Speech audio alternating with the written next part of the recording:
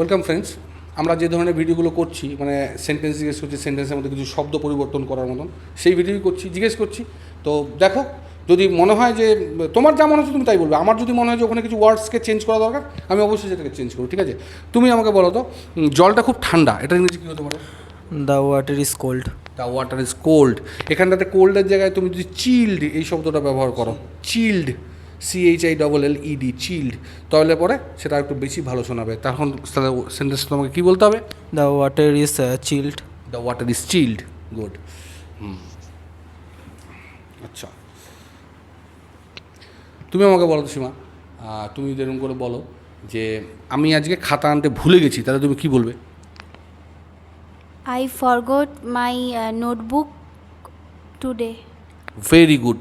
মানে এখানটাতে ব্রিং আনার দরকার নেই, মানে I forgot to bring my notebook বলারই দরকার নেই। খুব ভালো বলছো, very well said. I forgot my notebook today.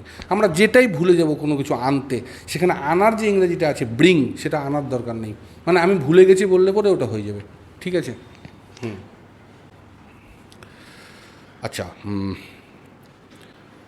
আপনি চা পছন্দ করেন, এটাকে কী বলবো?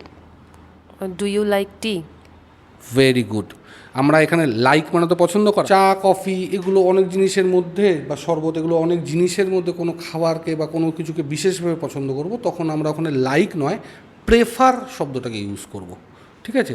তাহলে এখানে যে ডু ইউ লাইক টি যেটাকে বলেছো, সেখানে তুমি লাইকের জায়গায় প্রেফার শব্দটাকে ইউজ করে বলো দেখি কী বলবে?